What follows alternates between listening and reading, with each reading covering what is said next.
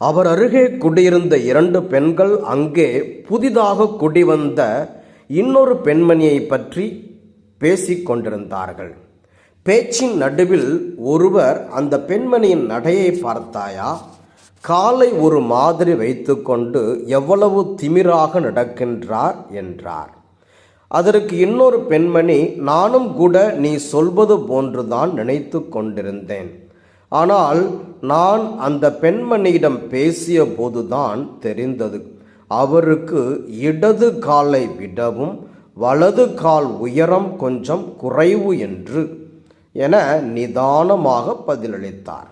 இதை கேட்டதும் முதலில் பேசிய பெண்மணி உண்மை தெரியாமல் அந்த பெண்மணியை பற்றி இப்படியெல்லாம் பேசிவிட்டேனே என்று வருத்தப்பட்டார்.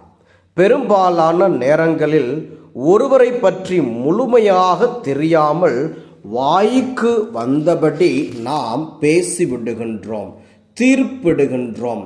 நம்மை பற்றியே நமக்கு முழுமையாக தெரியாத போது மற்றவரை பற்றி பேசுவதற்கும் தீர்ப்பிடுவதற்கும் நமக்கு என்ன தகுதி இருக்கின்றது? தீர்ப்பிடுவதை தவிர்த்து இரக்கம் காட்ட முயற்சி செய்வோம். உன்னிடையே இருக்கும் நுகத்தை அகற்றிவிட்டு சுட்டி காட்டி குற்றஞ்சாட்டுவதையும் பொல்லாதன பேசுவதையும் நிறுத்திவிட்டு பசித்திருப்போருக்காக உன்னையே கையளித்து வறியோரின் தேவையை நிறைவு செய்வாயானால் இருள் நடுவே உன் ஒளி உதிக்கும். எசாயா 58:9. கடவுள் நம் மீது இரக்கம் காட்டுவது போல் மற்றவருக்கும் இரக்கம் காட்டுவோம். தீர்ப்பிடுவதை தவிர்ப்போம். மற்றவரை பற்றி உயர்வாக நினைப்போம். பெயருக்கு கிறிஸ்தவர்களாக இல்லாமல் பெயர் சொல்லும் கிறிஸ்தவர்களாய் வாழ்வோம். தீர்ப்பளிக்காதீர்கள், இரக்கம் காட்டுங்கள். ஒருவர் செய்த தவற்றினை மனத்தில் வைத்திருந்து சமயம் கிடைக்கின்ற போது அவரை பள்ளிக்கு பள்ளி வாங்குவதன் மனித இயல்பு. கடவுள் அப்படிப்பட்டவர் இல்லை. அவர் இரக்கமிக்கவர், பேரன்பு கொண்டவர்.